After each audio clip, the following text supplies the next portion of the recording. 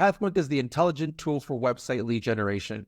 With increasing online competition, over 98% of website visitors don't convert. The ability to successfully show your value proposition and support visitors in their buying journey separates you from the competition online.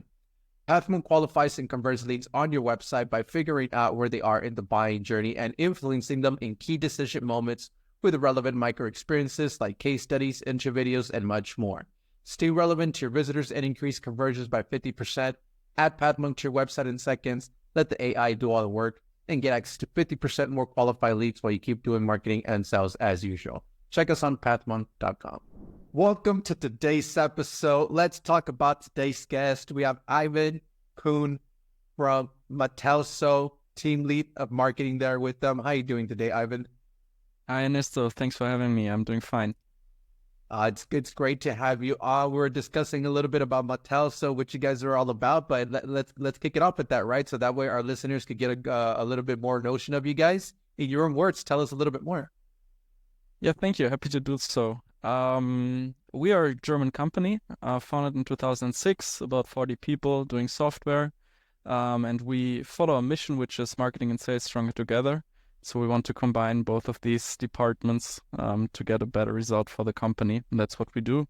We focus on data and processes for digital marketing. Okay, interesting. Love that. So then, so that way our listeners could get a good understanding there of Matelso then. What would you say is that key problem that you guys are solving for clients? It normally starts when there is a combination of things on the company side, on the customer side. First of all, of course, if you have a website, which is important. Second of all, if you generate conversational leads, which means like if you want to talk to somebody, if you have a phone call, if you're chatting to somebody, and if you're spending marketing budgets to get more of these leads. Naturally, these leads are very, very hard to optimize on, because they jump over the bridge of what a marketer can track and can do, because in the end it's a conversation with a sales guy, and we bridge that gap, and we collect data, push it back to the marketing channels, make you better decisions and get a better marketing return on invest. And to help the sales team as well, we help with data and processes and lead management. Okay, all right, interesting. Love that. So then, is there a certain vertical? Is there a segment that you guys? Is there an ideal ICP there for Matelso? Yeah. So there's not the single most important branch for us in terms of company. So the things that I just said with website and conversational leads and spending digital marketing, it's a lot of branches, a lot of areas where we are working in. Some things, for example, B2B, automotive, travel, finance, IT, agencies. This is like if what I said before is relevant for these companies, we are there to help. Okay, interesting. Yeah. So then how would these companies then usually find out about Matelso? Is there a top client acquisition channel for you guys? Yeah, in terms of our ICP, it's not only the company, it's who we want to talk to. And it's most of the times it's the decision maker in marketing. We love people who have the decision authority over marketing and sales. So both together, these are our unicorns. Because they have the power to really push the company forward in both these areas. But normally, what are our main channels? It's honestly most of the time the things that works best is offline events. This is the mass producer of leads here in Germany, in the DACH region.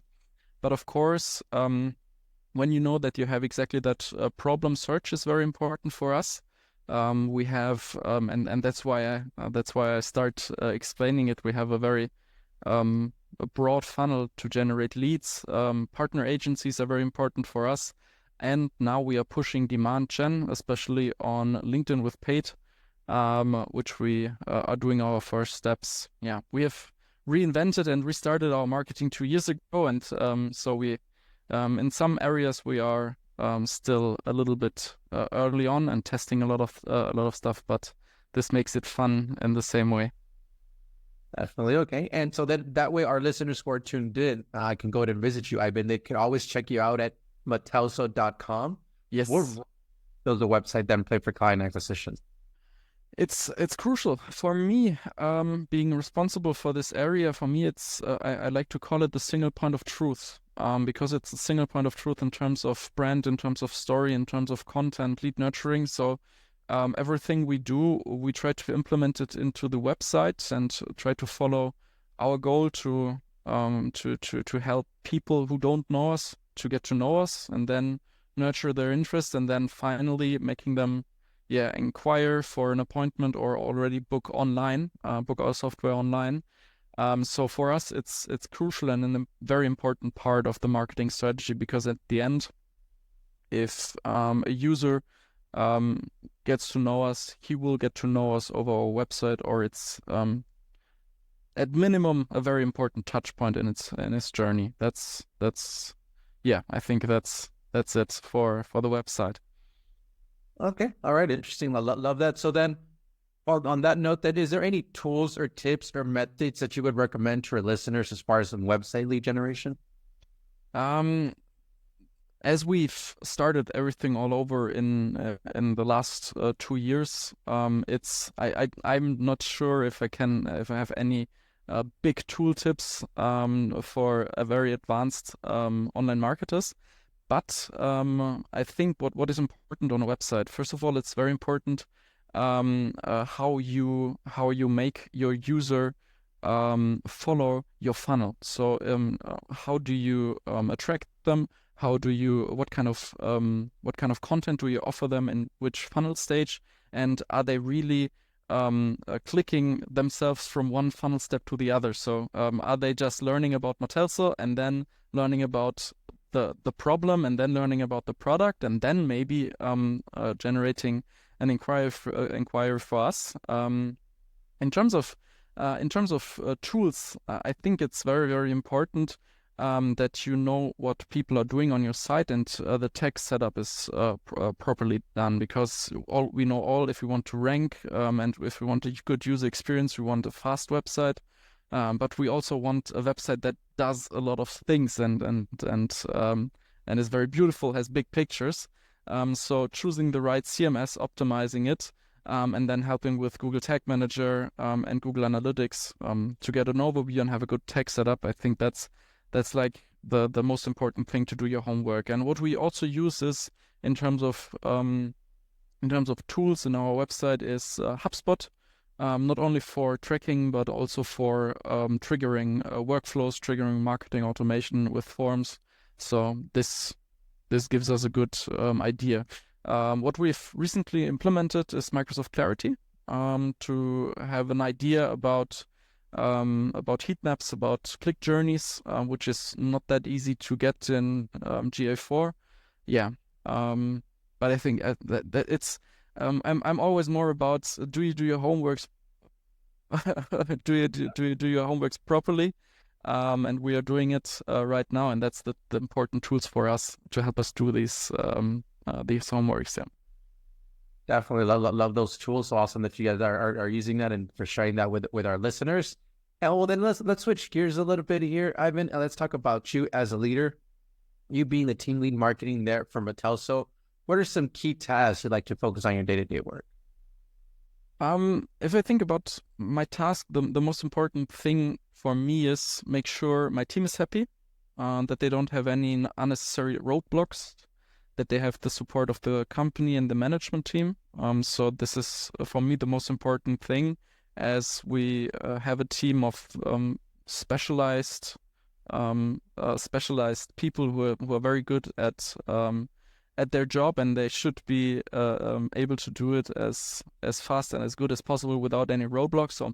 So that's my job. And of course, the other part is monitoring campaigns and their return on invest. And we have something that we have regularly once per month. We have a bigger meeting where we think about, okay, what were the cost of the team, what were the cost of the campaigns, and was it worth it? And we really once per month we really critically look at ourselves if this what we do has a good return on invest.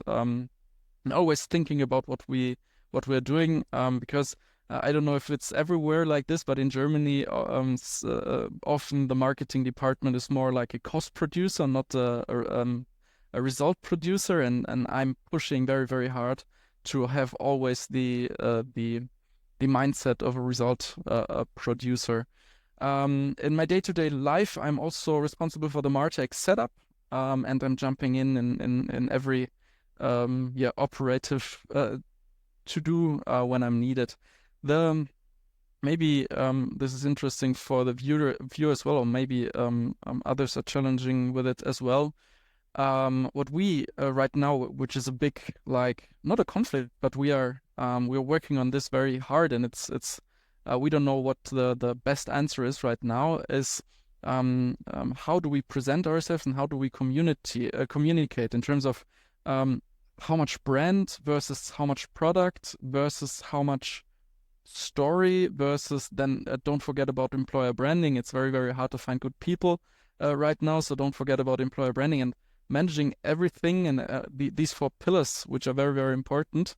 That's where we always have discussions on how to be big, to be better, and see which of these pillars now is more important or is more than enough represented in our communication. Definitely. It sounds like you have a full plate there on your hands, Ivan, but it sounds like you're really organized. So glad to hear that. But let's switch then into our next section then here, Ivan, which is our rapid fire question rounds. Are you ready for them? Yes, I'm ready. Let's go. First off then, Ivan, what is the last book that you read?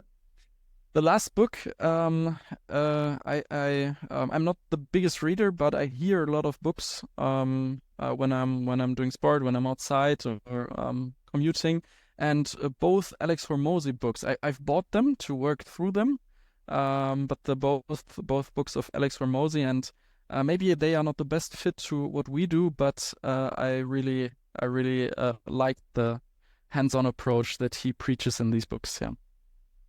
Definitely make a good read there for our listeners.